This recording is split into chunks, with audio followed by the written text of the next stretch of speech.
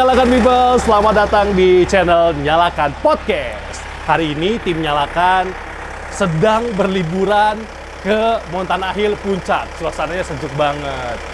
Sebenarnya sih pengennya liburan ya, cuma kayaknya kita mau kerja ya Mbak. Kelihatannya mau ngapain? Biasanya kalau kita podcast di studio, sekarang kita mau kerja dulu ya Mbak ya. Nyalakan People, kita kesini unfortunately bukan liburan, tapi kita mau kerja. Semangat Hanif. Semangat Mbak, Mbak Rita juga semangat ya hari ini ya. Saya usahakan. Oke, makasih Mbak Rita. Yo. Nah, tadi kita sebenarnya tuh kumpul di T-Square, Cawang. Jadi kita berangkat di T-Square tuh dari jam 7.30. Dan tumben banget ke puncak cuma 1 jam. Jadi jam 8.30 kita udah sampai di sini. Nanti teman-teman Nyalakan People bisa lihat footage-nya ya. Nah, habis ini kita bakalan ngapain? Stay tune terus di Nyalakan Podcast.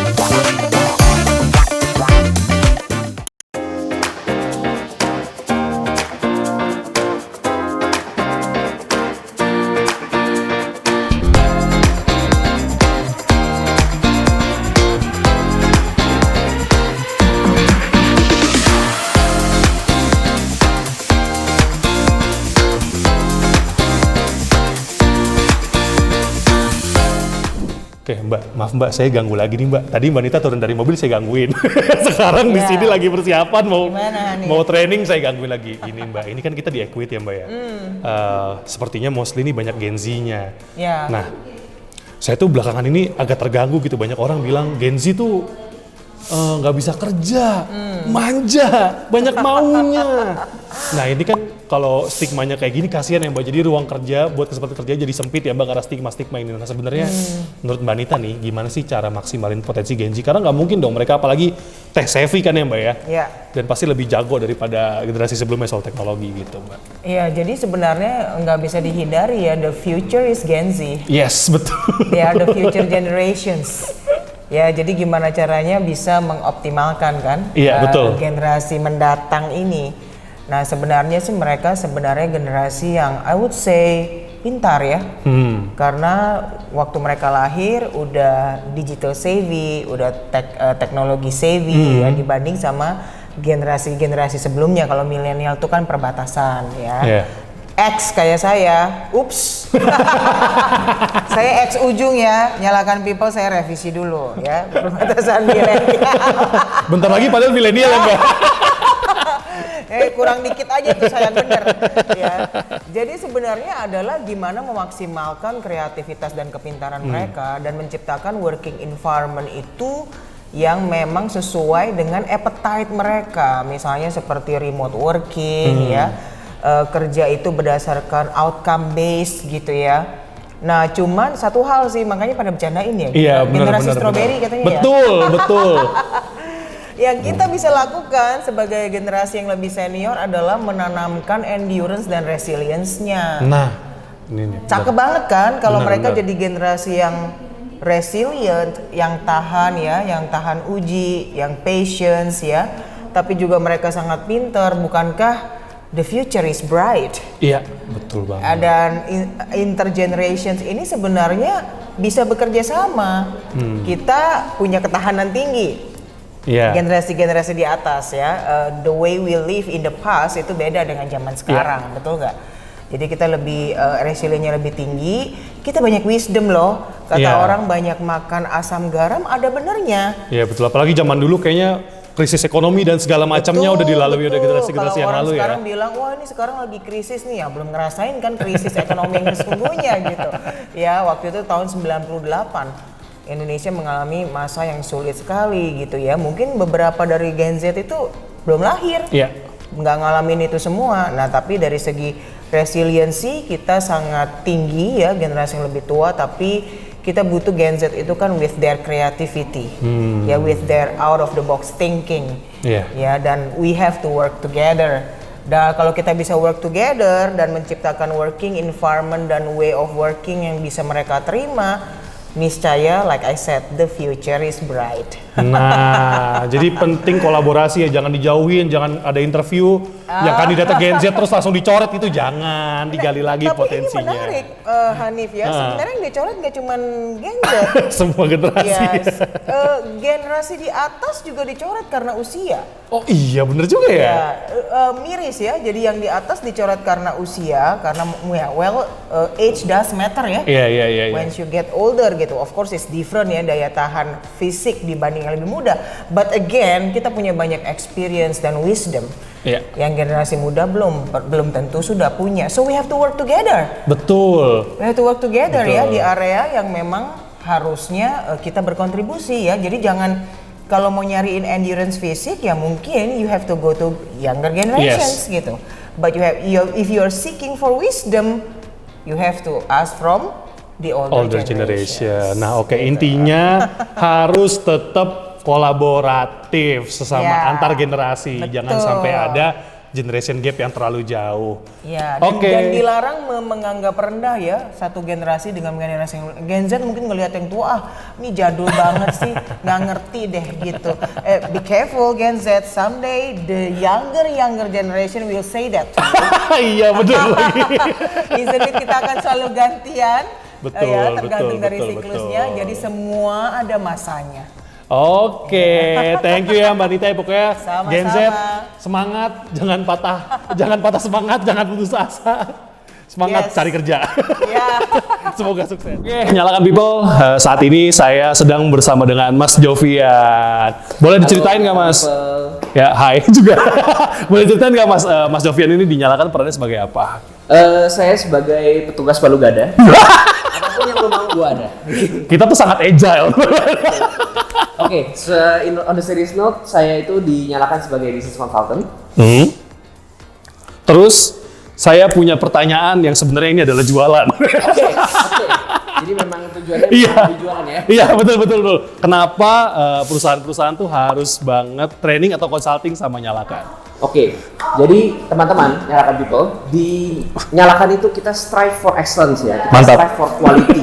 Jadi yang namanya training, yang namanya consulting, yang namanya coaching, kita nggak pernah menjalankan dengan setengah hati, kita selalu mencari tahu apa yang dibutuhkan dengan klien, lalu kita menyesuaikan dan kita membuat program yang sangat sesuai. Dan juga bisa dilihat dari trainer-trainer kita dan juga CEO kita, beliau tidak pernah yang namanya membawakan training atau membawakan coaching atau consulting dengan setengah hati. Jadi semuanya penuh dengan niat dan of course hasilnya tidak perlu diragukan lagi guys. Betul, apalagi trainingnya nggak template ya, maksudnya training di sini ini sama enggak gitu lah, sorry banget. Apa itu template? Oke, jadi gini guys, Nyalakan itu selalu approach-nya adalah kita selalu membuat program yang highly customized dan tailored buat kebutuhan klien, sehingga dapat dipastikan semua materi training, consulting, dan coaching itu sesuai dengan kebutuhan klien dan udah pasti membawa hasil yang impactful seperti itu guys. Mantap. Oke, thank you Mas Job, semoga hari ini eventnya sukses banget ya. Amin. See you Nyalakan People. Goodbye Nyalakan People.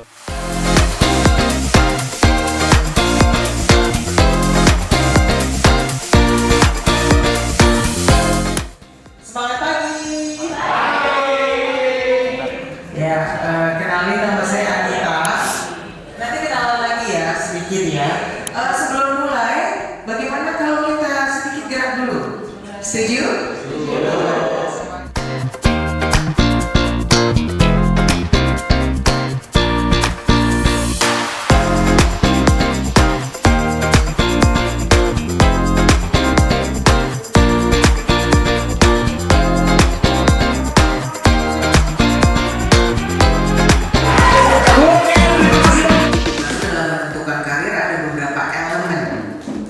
Hari ini kita akan belajar 3 elemen ya dalam menentukan karir apa sih yang sebaiknya kita geluti. Yang pertama adalah understanding your strength. Teman-teman, dalam berkarir paling baik adalah mengikuti kekuatan kita. Tiap orang beda-beda dan kekuatan ini asalnya dari talent, dari bakat. Bakat itu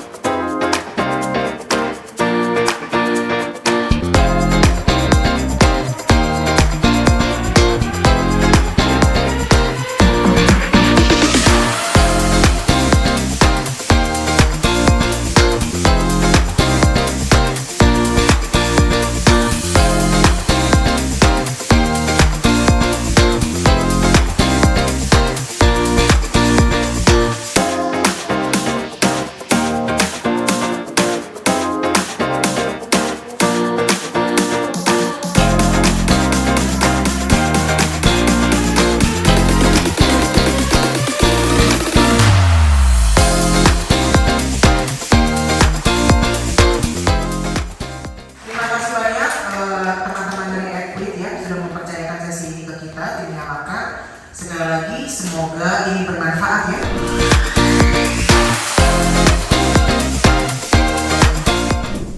Halo Ko Frans, gimana experience-nya setelah ikut training dari Nyalakan?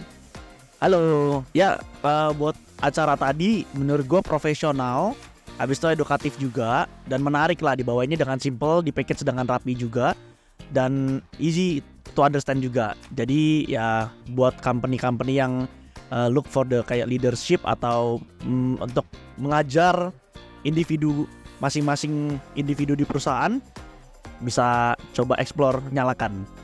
Oke, terus nextnya harapannya apa nih buat Equid setelah ngadain training bareng Nyalakan ini? Mungkin dari setiap individu mereka lebih terbuka dan mulai tahu juga sih sebenarnya apa yang mereka cari dari karir, dari strength, dari passion juga, terus dari personality mereka juga. Jadi kalau mereka mau explore sesuatu tanpa harus kita approach, tapi mereka juga bisa terbuka dan share kepada leader atau organisasi. Jadi organisasi juga bisa provide apa yang mereka butuhkan. Oke, thank you banget Ko Frans. Ya sama-sama, thank you. Halo Mas Thomas, gimana testimoninya setelah ikut training dari Nyalakan tadi?